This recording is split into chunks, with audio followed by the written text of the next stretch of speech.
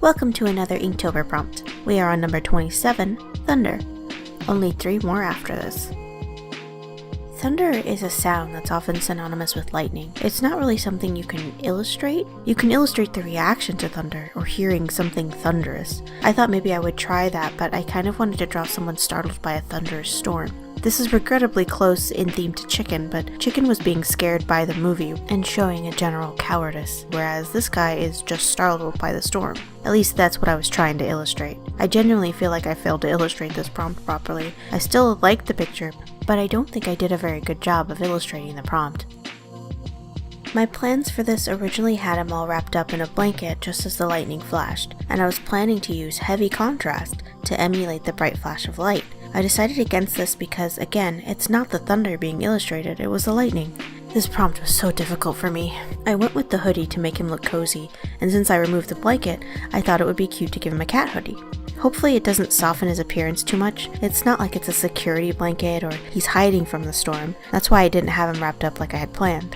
I just thought it looked like a cute hoodie, and I wanted him to look cozy. I still feel like this looks like a reaction to the lightning rather than thunder, but unless you write in the word or a big comic boom, then it's kind of hard to get that to come across. Or maybe I was just hitting a wall creatively today.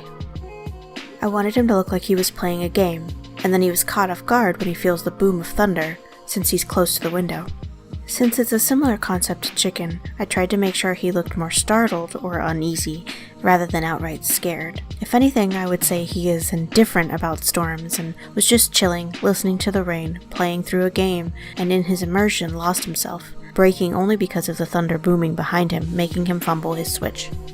Hopefully he looks a bit different from the previous guys that I've drawn. I'm still new at drawing males, so designing them even at random didn't even really occur to me. At one point I was a little frustrated because I did seem to have same dude syndrome when I was drawing these males, but I realize now that the reason for this is because they all kind of resemble my OCIO, which I drew in the prickly prompt. And that's just because he's really the only male character that I've actually solidified. And like I said before, I was pretty eager to draw him, so maybe that was coming through subconsciously.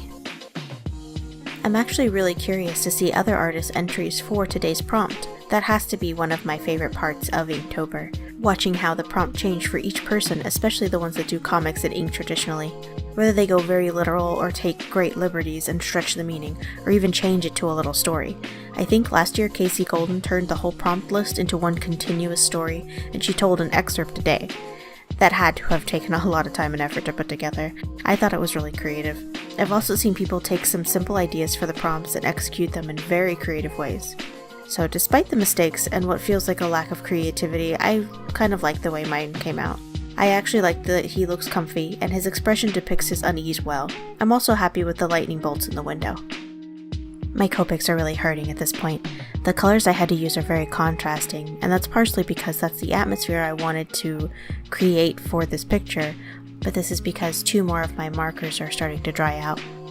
I do have the refill for one of them, but I wasn't expecting 2 more to drop out on me. I bought a cheap set of alcohol-based markers from Michaels. I think they're the Artist Loft brand. I don't know if they're very good, and I haven't really got a chance to try them too much, but their pigment doesn't match up to the Copics, so it's really difficult to use them together. Even though they have the same numbers and even the same colors as far as the grayscale is concerned, they don't match up at all, which is normal. They're 2 completely different companies, but it makes it a little bit harder to try to use them in place of the ones that I'm missing from the original Copic set.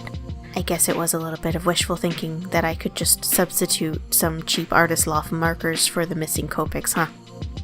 But because of that, I'm trying not to use them since it would bother me to have the last 4 or so prompts to be colored so differently, but I might give it a shot since my Copics aren't going to make it. So I wanted to make sure that the wall was more gradient, and because my Copic situation, I decided to try emulating it with ink. Since the strokes would be too long, I went with the ruler. I should have angled them to match the other ink hatching in the picture though. I can clearly see all the things I would have liked an undo button for. So despite their angle, I really do like the lines, and after I put the Copics down, it looks more like the lightning is lighting up the room. I wanted to add more Copics to the window since it kind of looks negative and sterile, but like I said, my darker colors are all I really have at this point, and it just wouldn't emulate the lightning strike to have so much dark color in the window.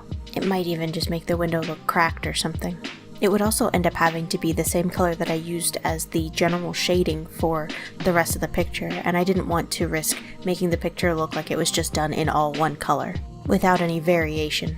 Afterwards, I added some raindrops and rainfall to the window to break it up, and that helped a bit. Thanks so much for watching. If you enjoyed the video, consider subscribing, dropping a like, or sharing it with a friend. I'll be back tomorrow with another prompt, number 28, gift. Bye!